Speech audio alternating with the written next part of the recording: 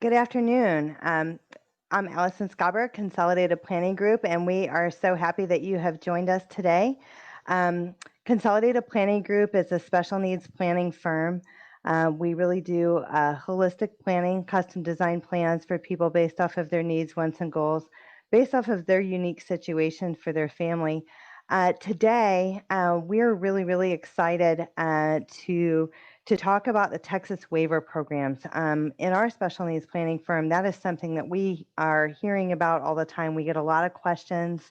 We get, about what do we do? How do we get on the list? What are the various waivers available in the state of Texas? Why is the waiting list so long? All things that you guys may have on your mind. So today we are super excited to have Ginger Mayeaux with the ARC of Texas. She's the Director of Public Policy and Advocacy for the ARC. So we're super happy to have her here today. And also, I had the pleasure of hearing her speak and doing this presentation at Texas Partners for Policymaking, and I think that you're in for a real treat. She's got a lot of information to provide in a short amount of time today. All of you are muted at this time, and what we would like you to do is if you have questions, then please just put your questions in the chat box today. We're going to get to as many questions as possible. What we're really going to try to focus to just get through the material and then answer as many questions as possible. So again, we're really glad you're here. Thank you for taking the time to be here today with us. And Ginger, I am going to turn it right on over to you. Thanks for being with us, Ginger. Thank you so much, Allison. I'm very excited to be here and nice to meet all of you. I know it's a little odd in this virtual world, but we're going to do our best to make this interesting and engaging via Zoom. So as Allison said, I'm going to talk about the Texas waiver programs. This is a lot to cover in a very short amount of time. Not to mention, everyone, as I'm sure you guys know, is different. And so a lot of times people have questions that are very specific to themselves or their family member or a case they're working on. And so this probably isn't going to answer every single detailed, individualized question you have. This is more of an overview or a teaser. And then do not hesitate to reach out in the future and say, this is the little piece I'm confused on or where I need some help navigating.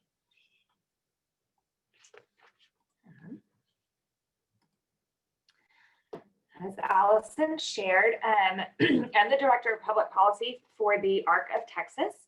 And this is the obligatory ARC of Texas slide. As you can see, we promote, protect, and advocate for the human rights and self-determination of Texans with intellectual and developmental disabilities. Some of you may be familiar with some of our local chapters, which are all across the state.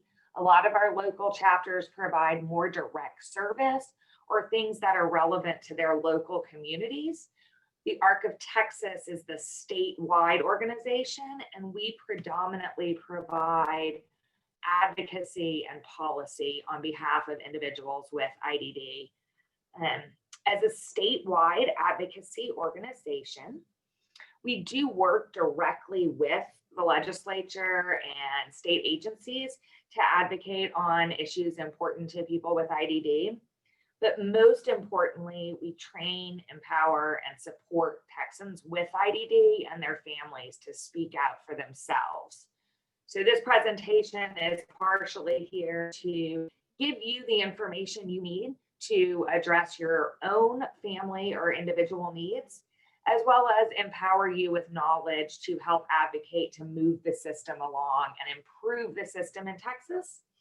And finally, to give connections for me to people like you who can let me know what's going right and what needs to be fixed in the state of Texas that I can then take on in my role.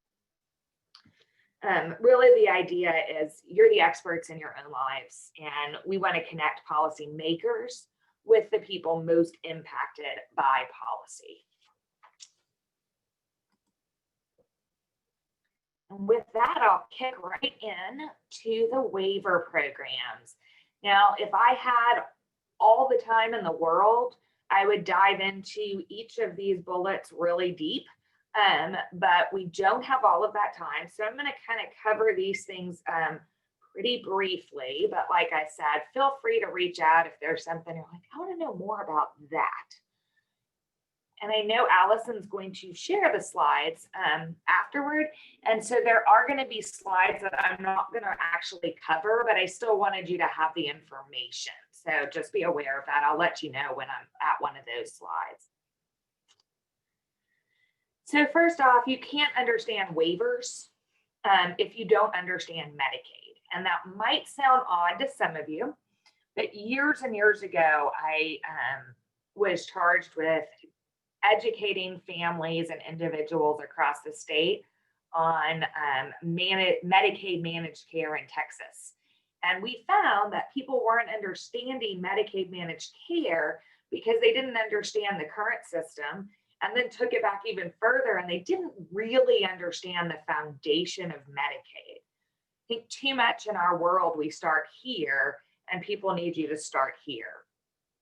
So for those of you who don't know, Medicaid is a state and federal partnership. So there are federal guidelines for Medicaid, but states have the ability to develop a lot of their own rules and how they actually manage and administer Medicaid services. That's important to understand because Medicaid doesn't transfer state to state. People oftentimes say they're going to move to Texas and they have this service somewhere else. You can't bring it with you. And if you have a service in Texas, you don't bring it with you when you leave to another state. That's sometimes confusing because Medicare does transfer state to state. Medicaid doesn't. In addition, I want to highlight that there are two types of Medicaid services is how I like to think of it. There's the acute care side, which is a fancy way, in my opinion, to say medical care or similar care to what private insurance would cover. So just like you and I don't, me as someone without a disability goes to a primary care physician, or, if I break a bone, I get covered through inpatient treatment X amount of times, and then I'm done. It's typically short term, typically what you would think of as private insurance covering. On the flip side, there's what we call long-term services and supports, which are things that predominantly benefit individuals with disabilities. And I have in here that it's rarely covered by private insurance. When I say rarely, I mean almost never. And that is really important. You guys may know that because of the world you live in.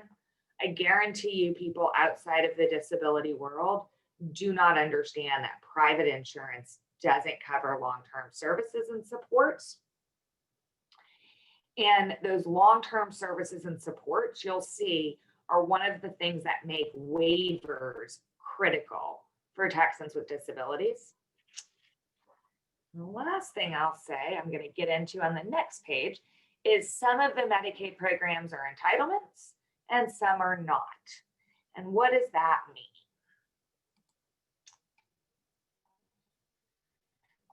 Oh, sorry. And I thought this slide was animated and it's not, so that's why the circles are on there, but you'll still get the same point we'll get across to you. So Medicaid entitlement, if you are not familiar, in Texas, sometimes we just call it a state plan benefit. We like to make things confusing. But most of you are familiar with entitlements, even if you don't think you are. Entitlements can be, the best example of an entitlement is public school. All children are entitled to a public education. So as you can see, if a government, if you have a legal right to it if you meet eligibility.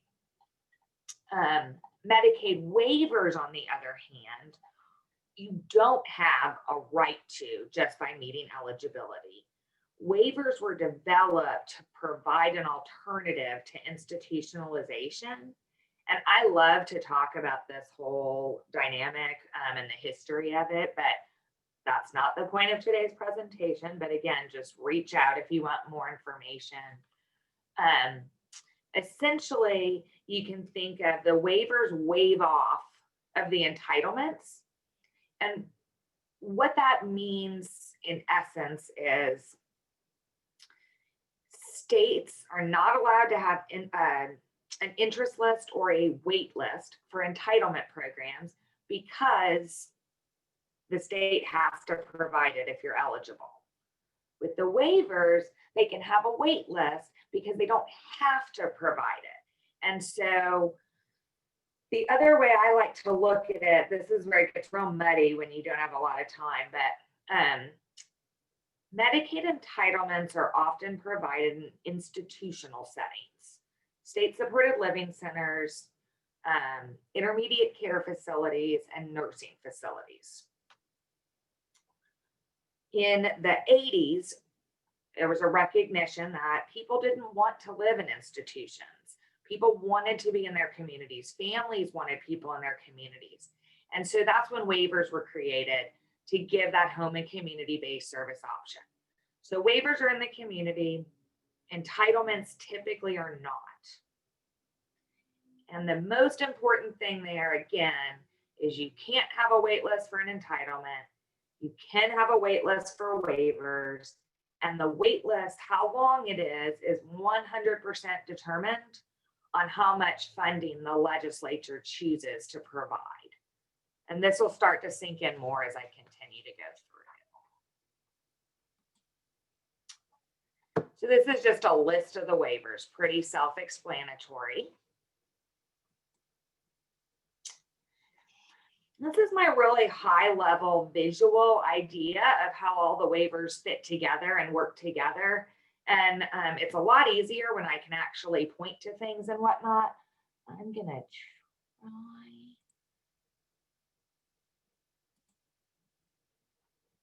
There we go. So I think you guys can see this now. So like I said, we've got Medicaid, and then we've got our medical services and our long-term services and supports. STAR+PLUS and STAR Kids predominantly waive off of medical. So I'm sorry, I said that wrong. STAR+PLUS and STAR Kids are the medical Medicaid managed care programs in Texas. Again, this is going to sound wonky, but later you'll be able to look at this and reference the other points I make in the presentation. So if you've heard of STAR+PLUS and STAR Kids, STAR+PLUS, STAR Kids by themselves are the acute care portion of Medicaid. Then you have your long-term services and supports, your attendant care, your employment supports, and those waive off of institutions or entitlements, like we just talked about. The two types of institutions are nursing facility and ICF or SSLCs. SSLCs are publicly run ICFs, ICF private. They're both ICFs, but we frame them differently in Texas. All of these waivers here that I'm going to talk about are under the they waive off of the state supported living center or ICF level of care. And these three over here waive off of the nursing facility. If they're highlighted in red, they're in managed care. If they're not highlighted in red, they're not in managed care. And this gets real confusing because some of these have kind of 1 foot in, 1 foot out. And I could do a whole presentation just on that. So I'll leave it there, but just kind of keep this in your mind for later. It'll make more sense after, but if you're like me, I like the categories and the visual of things to put it all together.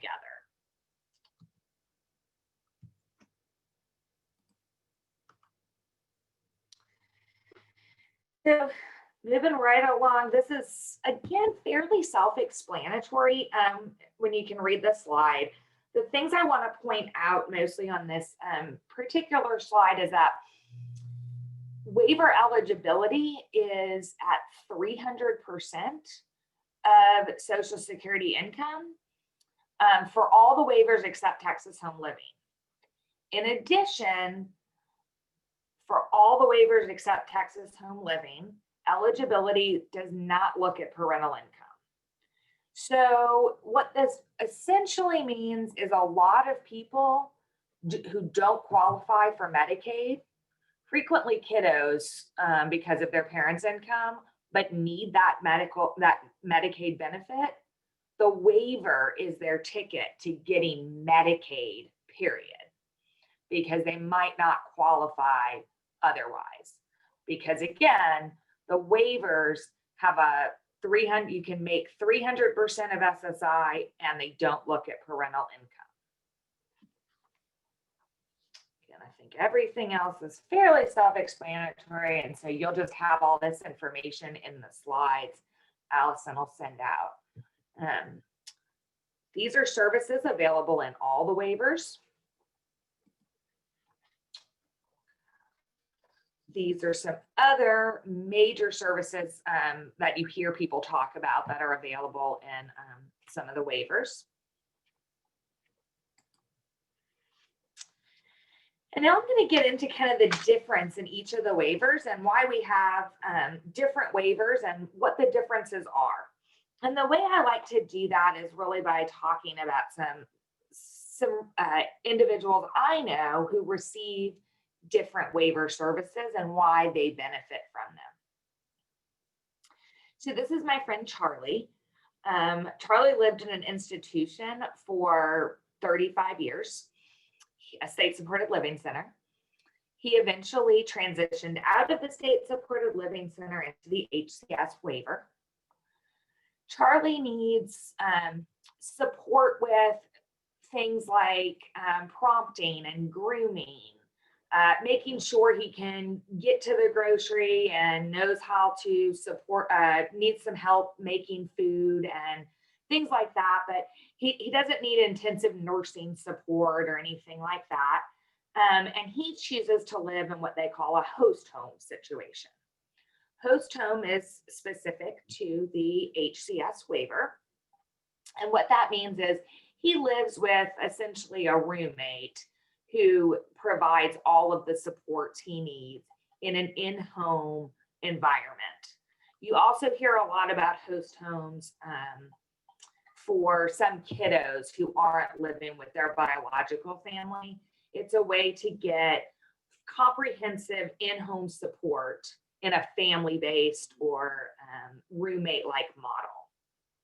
And as you can see, Charlie's favorite thing about getting out of the institution is he now has a key to his own home.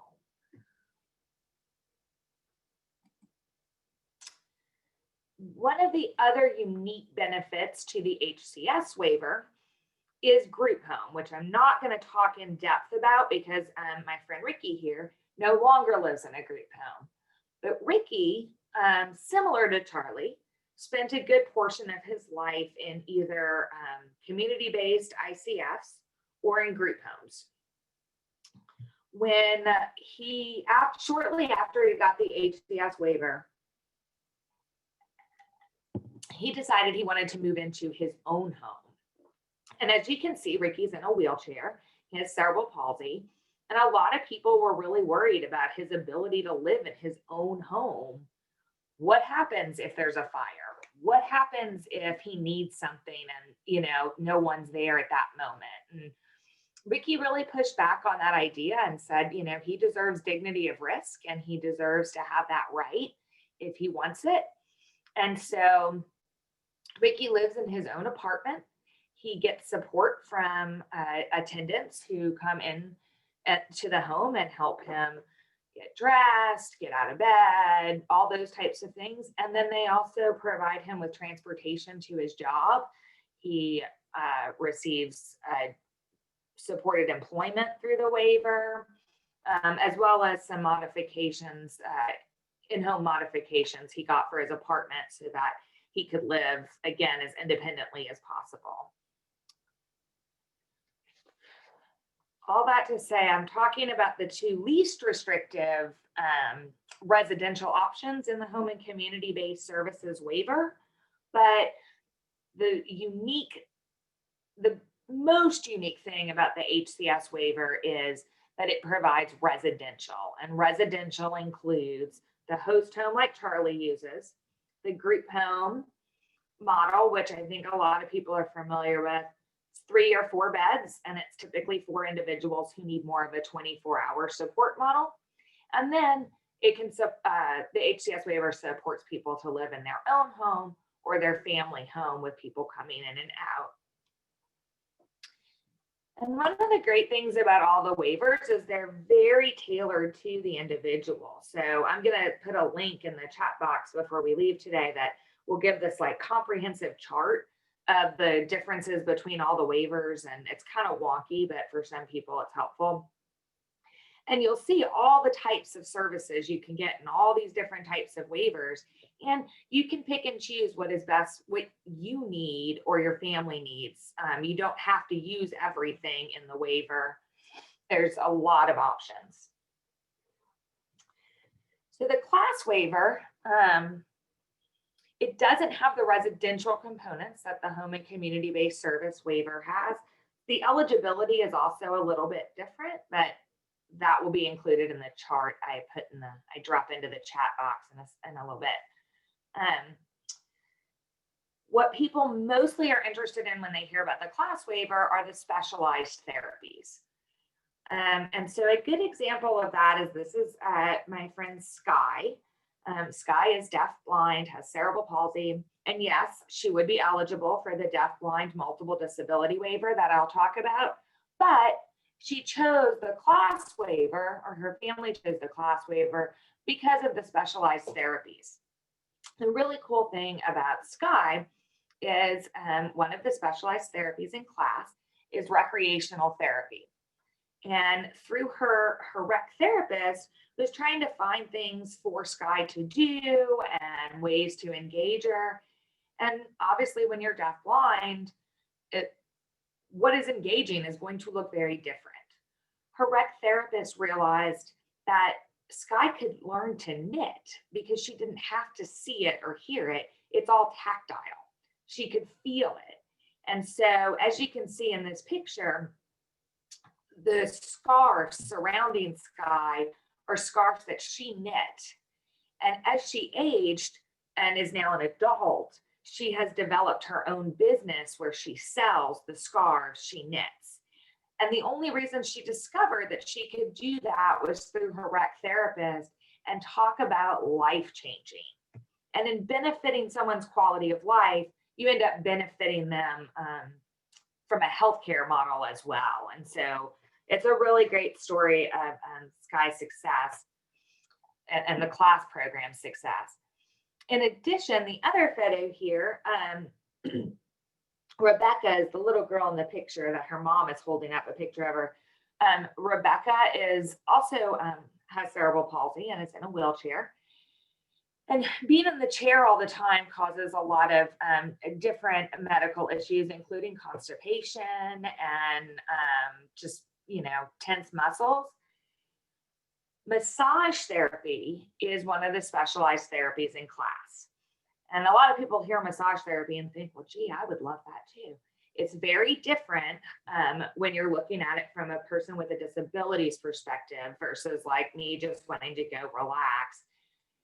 Massage therapy has actually assisted Rebecca in weaning off of medication that helped with constipation and other issues. So she takes less medication by going to massage therapy regularly.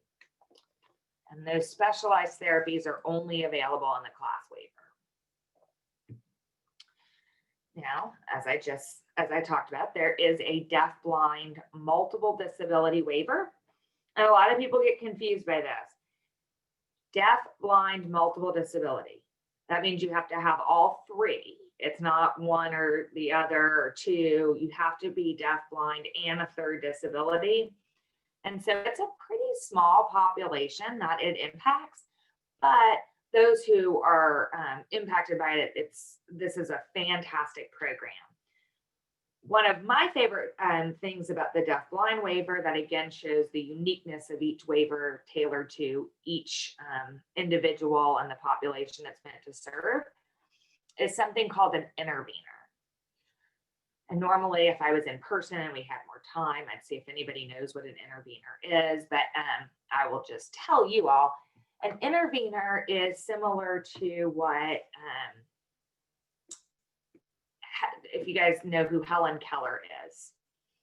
Anne Sullivan was basically an intervener for Helen Keller, meaning Helen Keller was deafblind. So in order for you to communicate with her, you couldn't sign to her and you couldn't just talk to her. So they found tactile ways to communicate with her. So through touch, similar to how I was saying Sky could knit because it's tactile. It's a way to communicate in someone's hand and in other ways that are all tactile. So in this picture, my friend here in the orange shirt, he sometimes has an intervener with him and sometimes doesn't, because it's not always easy to have the training for interveners. But the difference in him when he has his intervener is night and day. I mean, that's not even giving it credit. He comes to the Capitol without an intervener, and you can tell he gets anxious and nervous, and because he doesn't know what's going on around him. When he has his intervener with him, it's as if he's a completely different person. He knows how to communicate his wants and desires. They go out and go dancing and do things in the community. And when you think about it, it makes sense. I mean, if you didn't know what was going on around you and had no way for someone to communicate with you, you feel lost and trapped. So intervener service is life-changing for those who need it. And it is only available in the DBMD waiver. I'm going to cover Texas Home Living really quickly because, as a lot of you may know, Texas Home Living waiver isn't utilized very much anymore for a lot of reasons that are, some of which are good reasons. It was kind of developed as a step, a low support waiver, as maybe something to help people who are waiting for a more comprehensive waiver in the interim. So it has a low cap on how much you can spend, and the eligibility is more strict, as you saw in that slide way early on. It isn't at 300% of SSI, and they do look at parental income. So it's a little bit of a unique waiver, and it provides some pretty critical support for those who need it and receive it, but it's not as comprehensive as some of the other waivers. It is similar to HCS, but does not have a residential component, but it can provide things like day habilitation, an attendant or pass-have, depending on how you know the terminology, behavioral support, things like that.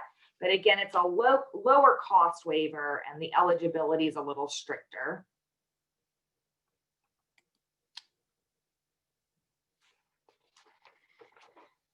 And then the Medically Dependent Children's Program, or MDCP. I'm betting a lot of you are also familiar with this waiver. And children's Medicaid is interesting. The STAR Kids versus STAR+, as I talked about in that chart slide. STAR Kids model is children's Medicaid. And children's Medicaid is more comprehensive than adult Medicaid without a waiver. I could, again, go into a lot of detail about that, but essentially a long time ago, there was a lawsuit, and children are eligible for anything medically necessary. So most things are covered under basic STAR Kids children's Medicaid without a waiver. That's not true for adults. Where the waivers come in handy for children is, one, like I said earlier, if they don't look at parental income, a lot more kiddos are going to qualify for the needed benefit. And two, MDCP will provide for things like respite, which STAR Kids alone doesn't typically cover.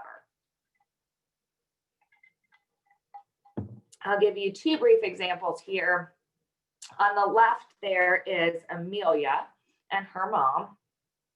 And unfortunately, Amelia really needs MDCP. She and her family doesn't qualify for, well, she needs a waiver. Amelia would benefit from Medicaid, like I was just saying. But because her parents, because of her parents' income, her father's a doctor, they don't qualify. And I'm sure many of you know that if private insurance doesn't cover it, then the cost to have an attendant and things like that, in-home nursing, no matter how much money you make, you're going to go through that pretty quickly. So they would really benefit from Medicaid. They are on the wait list to qualify because, again, they won't look at parental income. So then they qualify for Medicaid, and children's Medicaid covers a lot more services, including in-home nursing and attendance or personal assistant services, however you're familiar with it being called. And so since they don't have that, Amelia's mom goes to sleep every night with her hand on Amelia's chest, because Amelia is known to stop breathing during the night, and her mom needs to be there to address that the second it happens. And so she falls asleep every night with her hand on Amelia's chest. On the flip side, we have Victor over here on the right, and he waited for years, but he did get MDCP.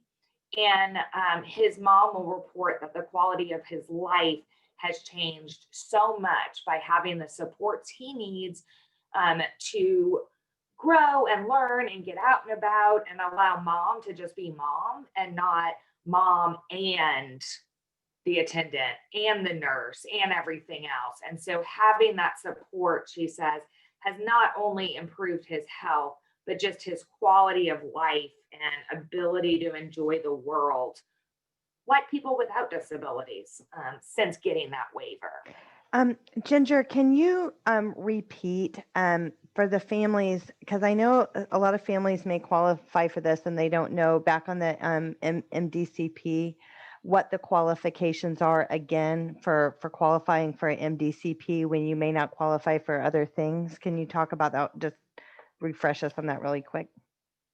Yeah, so when you go all the way back to that like high level chart with the little boxes on it, it'll kind of make sense too. But so HCS and Texas Home Living qualifications, you have to have an IQ below 70 and then have certain functional limitations, or an IQ over 70, below 75, a little higher, and a related condition, which could be like cerebral palsy or something. All of those classes, they call it related condition. It's kind of like a developmental disability, like cerebral palsy, Down syndrome. DBMD, similar, and all of those waivers waive off of what they call ICF level of care. And that's because ICF is connected to an intellectual or developmental disability. MDCP, on the other hand, is connected to what they call a nursing facility level of care, which means IQ doesn't matter at all. It has to do with if you would be eligible for a nursing facility. That's the easiest way to think about it. So if your child doesn't have an intellectual or developmental disability, or just doesn't have an intellectual disability, and so you think you don't qualify, that may not be true if the individual has medical needs that would admit them to a nursing facility. And a lot of people think that that standard is super high. It's not as high as you would think. So don't write it off or make any assumptions about your child. Sometimes just needing medication management. There's different things, so don't write it off. Did that answer the question?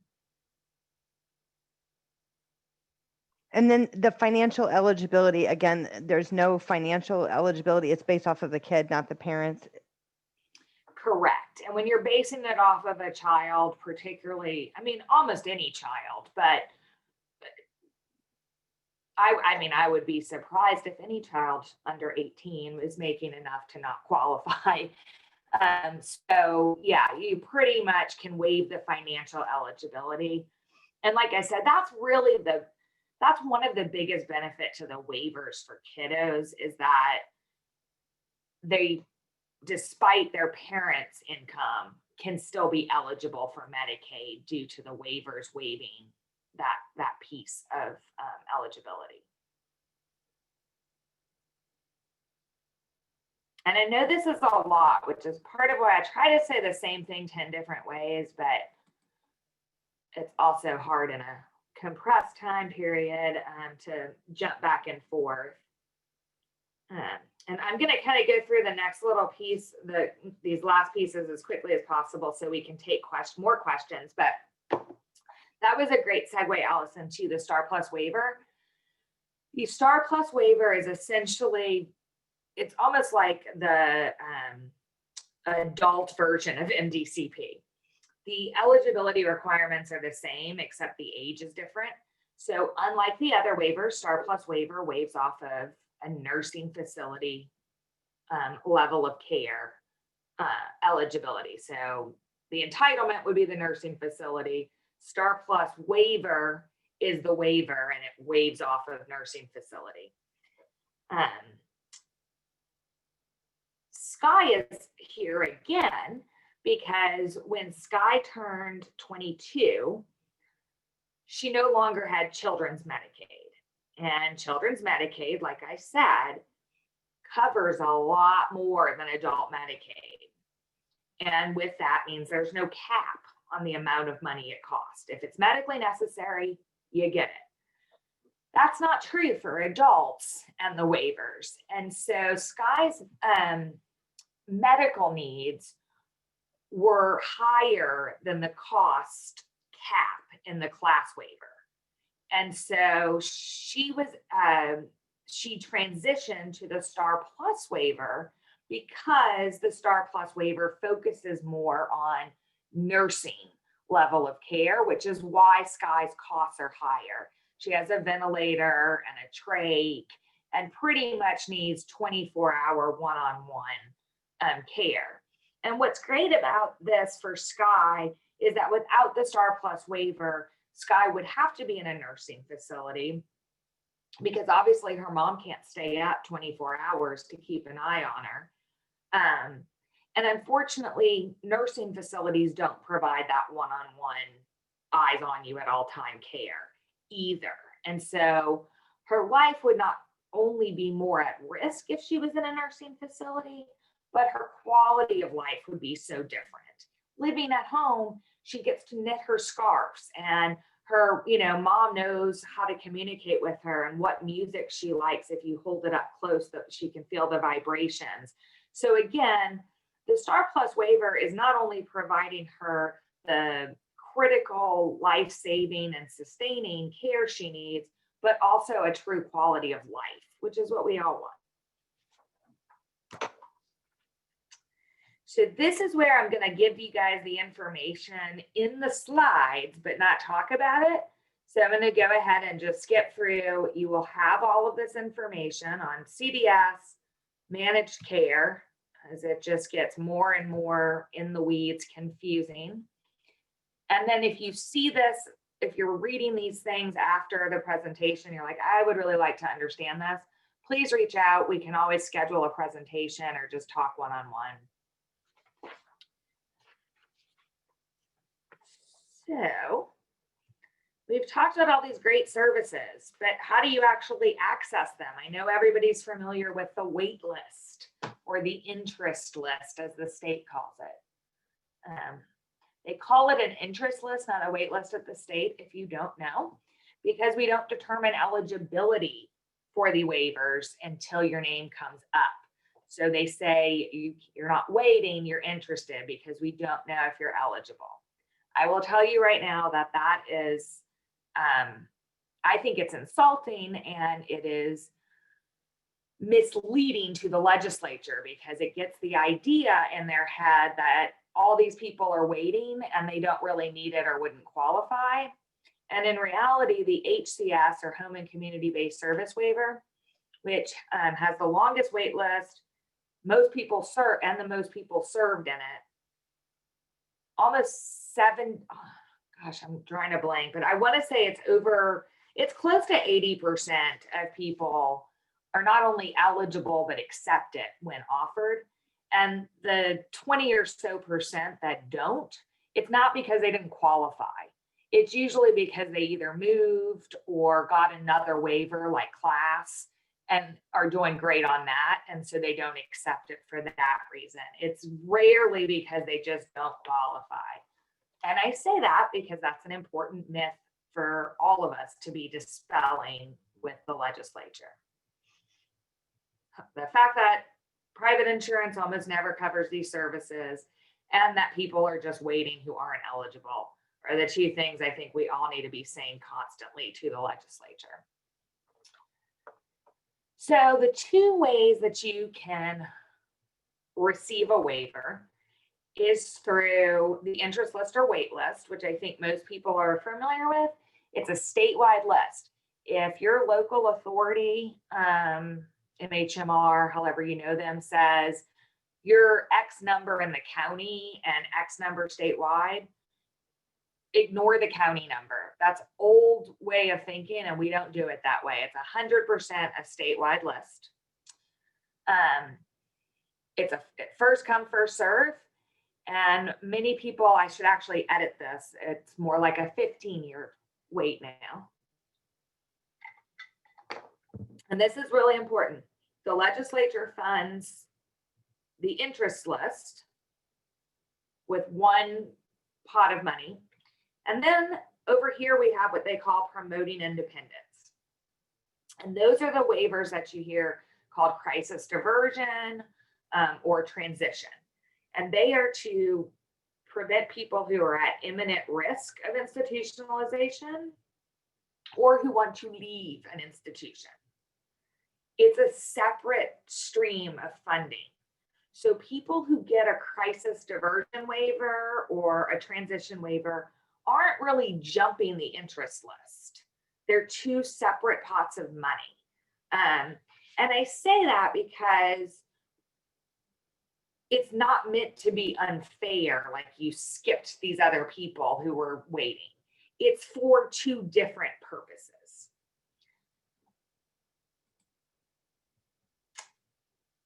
This is fairly self-explanatory again, and you'll have this information. I hear this a lot, like, well, I just called the one number and they put me on all the lists. That's never true. They don't talk to each other. It's a pet peeve of mine. So if you want to be on all of the waivers wait lists, which I recommend because you just don't know what your situation's going to be by the time you or your loved one comes up on the list, you need to call the number under MDCP class and DBMD, as well as your local authority. And no matter what they tell you, I don't care.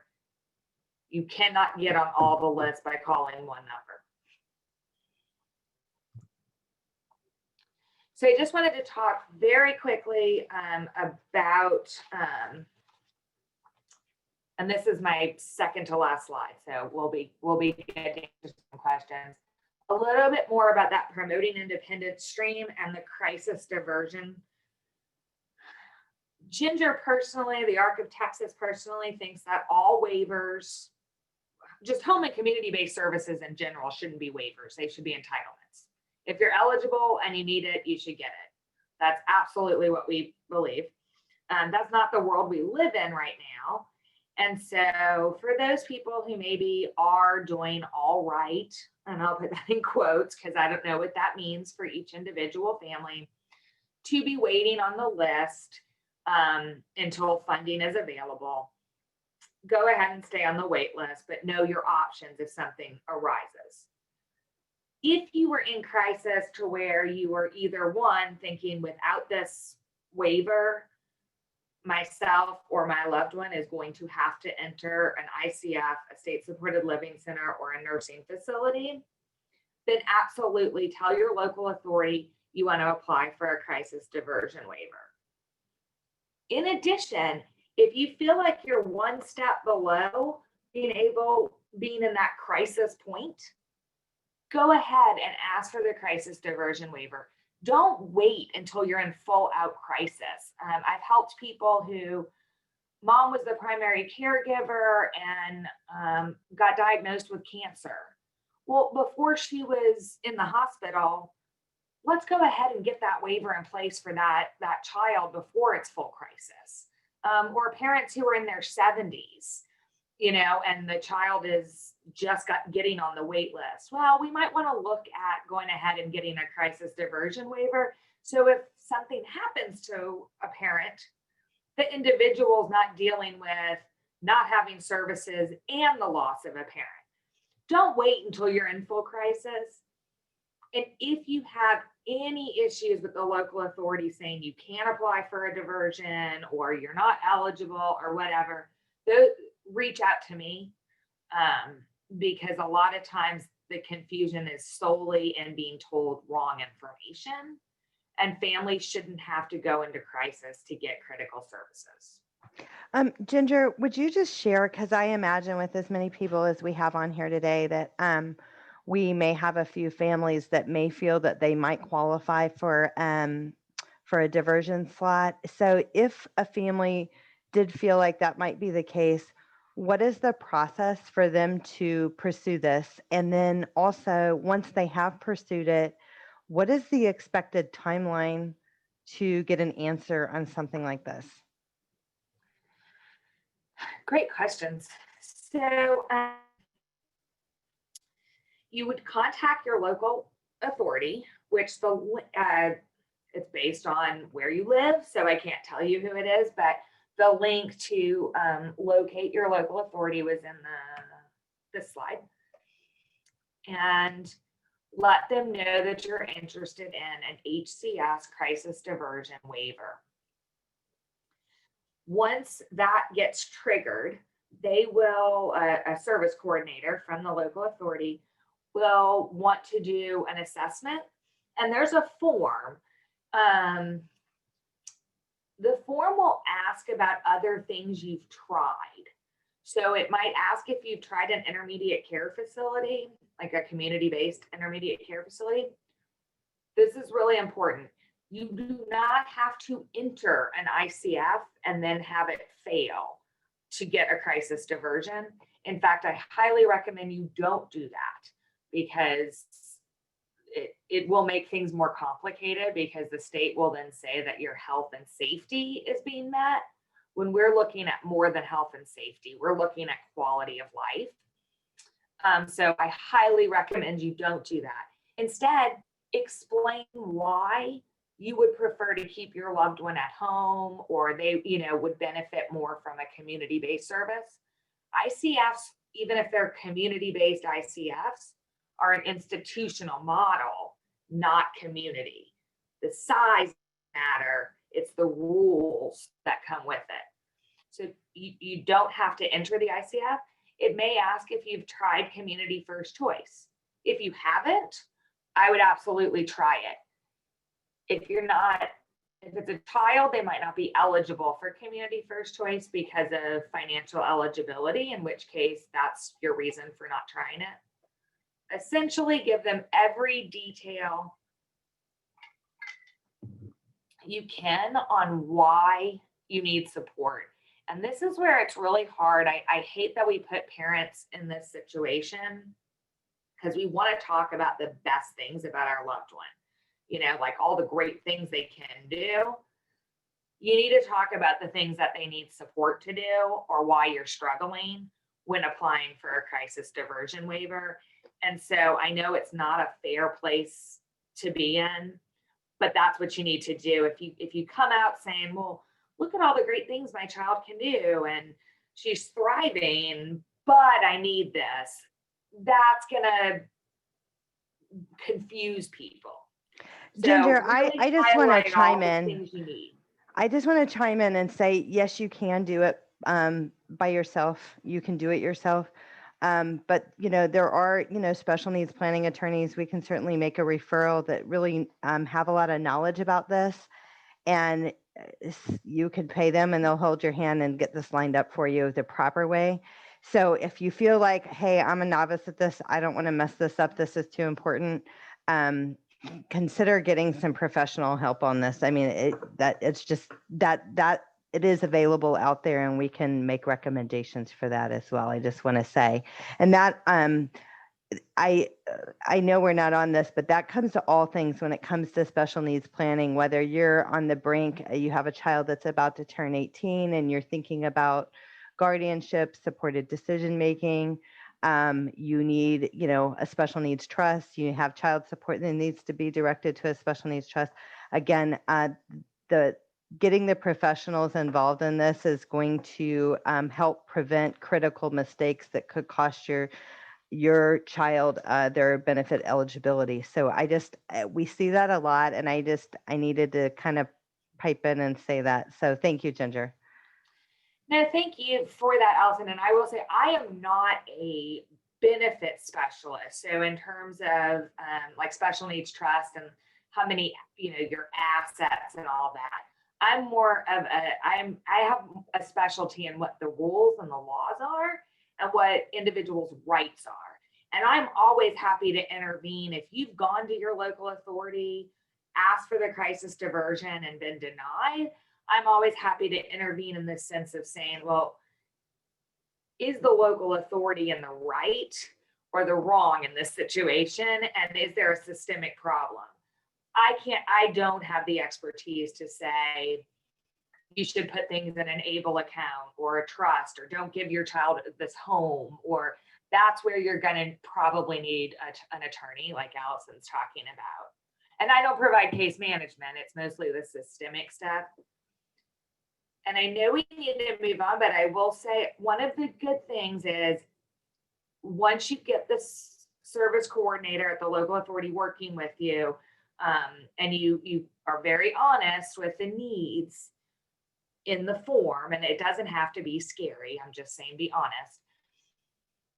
They then submit the form, the LITA submits the form to the Health and Human Service Commission for approval. The Health and Human Service Commission has not denied an individual who is eligible for the program. They haven't ever denied anyone the crisis diversion waiver. So even if the local authority is telling you you won't be approved, that's why I would give it a red, that's a red flag to me that they might be, the local authority is confused, because HHSC doesn't typically deny people who apply for crisis diversion. Unless you're not eligible for the program, like your disability doesn't qualify, but that's a different situation. And so I'll leave this slide kind of up, but leave it at the, for a second, but I know we're out of time, but as you can hear from this presentation, the waivers and community services are what's best for individuals with disabilities. And it's what the majority obviously want, and we know need, but it's not how the system in Texas works. It's when I teach advocacy, it's not enough to be right. If it was, I wouldn't have a job and you all probably wouldn't be sitting here. So just remember, they're not entitled to waiver services, and it is the legislature who determines every other year how many new people will receive services.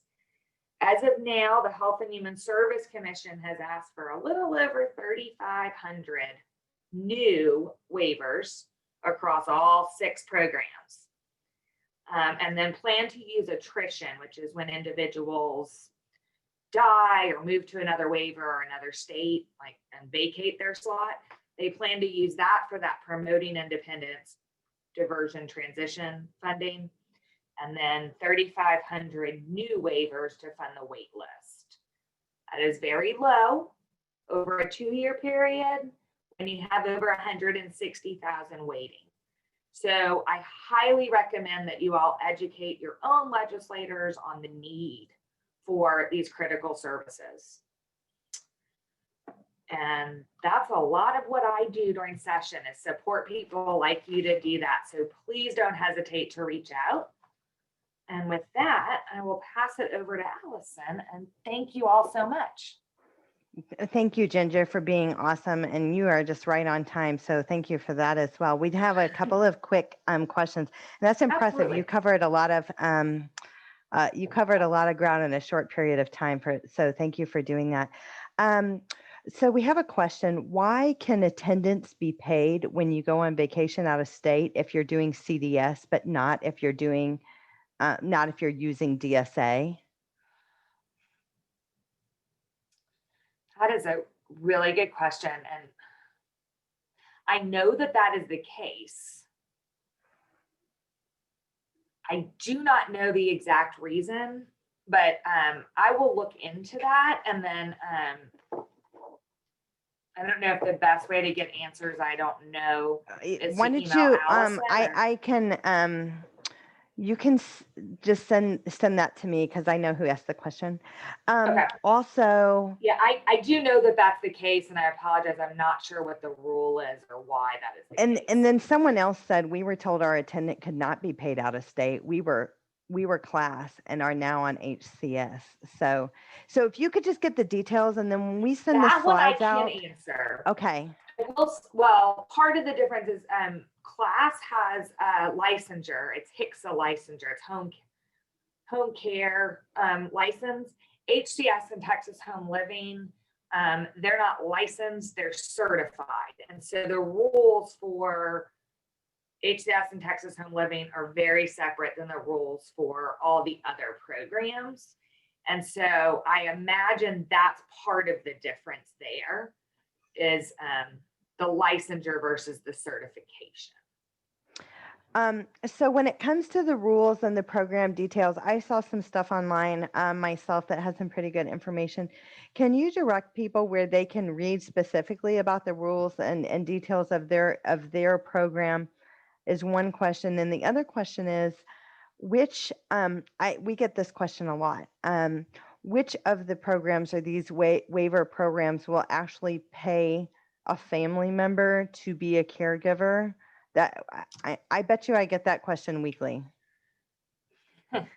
So again, there's like no short answer or simple answers, but and family member versus living in the home are two different things. So first off, I will say, if you're referring to family member because you're the parent of a minor, I'm going to say the parent of a minor can never be paid. If you are the parent of an adult, you can be paid, but if you live in if you're the guardian, you cannot. And if you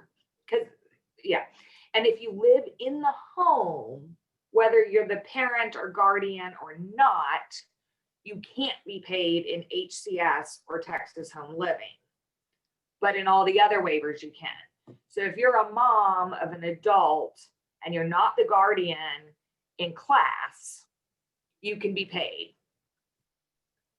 If you are the mom of an individual in HCS and they live with you, you cannot be paid. So in the example of grandma lives in the home, grandma moved here to be a caregiver, honestly. And so is not the guardian, because the parent lives in the home too. The parent works, grandma takes care of the special needs individual. Could the grandmother be paid as a caregiver in that example? Which program? There's the loaded question, right? Mm-hmm. I'm not sure. Yep. HCS and Texas Home Living are the two that you can't live in the home. So that's one simple answer.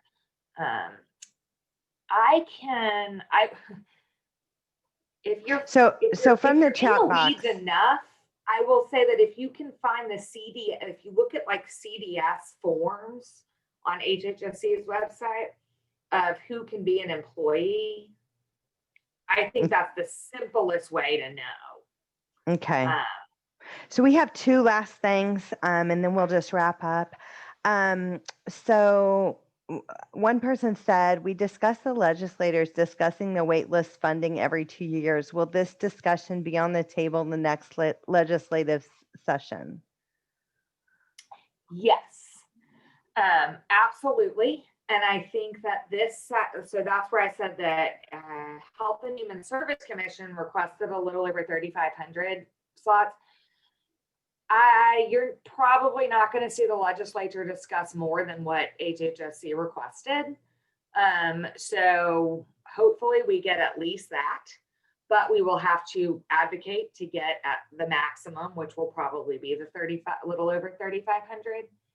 I encourage you all to utilize what we've seen happen in congregate settings like nursing facilities and COVID-19 as a advocacy point to promote the need for home and community-based service funding.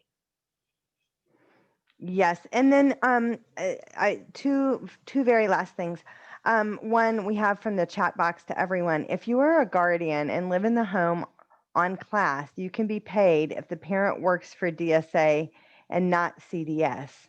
I am a guardian and live in the home. I work for DSA and I get paid to care for my son now. And then it says class. So someone says, what is a DSA?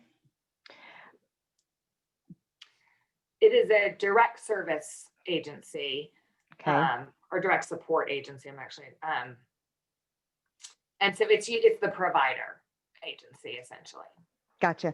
And then the very last thing is, so we keep talking about advocacy and what you can do, what we can do as parents, as advocates, or whoever you are, whether you support the families with disabilities through your organization, whether you're a parent or a professional. Can you just share if a person did want to get their, their plight across, and who do they reach out to? Who do they tell their story to, or who do they go to try to get traction on this topic? If you're looking for the decision maker on it, your own legislator, your representative, and your senator. And I'm going to stop sharing my screen so that I can do this, in which case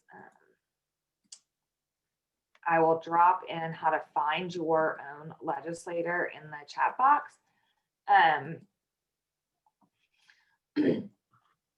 Your representative and your senator, you will have their ear because you can vote for them.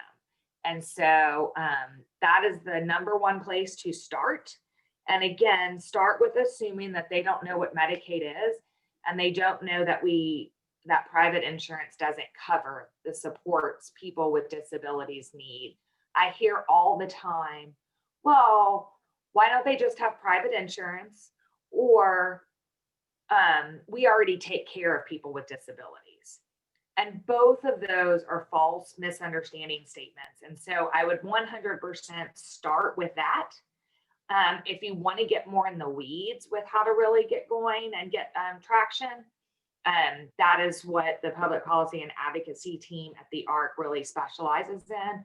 We do trainings on how to advocate, and then we actually will help you craft your story. In non-COVID times, we'll go with you to the Capitol. So any sort of support you need to use your voice, we would love to help you. I can bring facts and data all day, but that's boring. And I can only vote in the Austin area. So you guys are what make advocacy and systems change effective.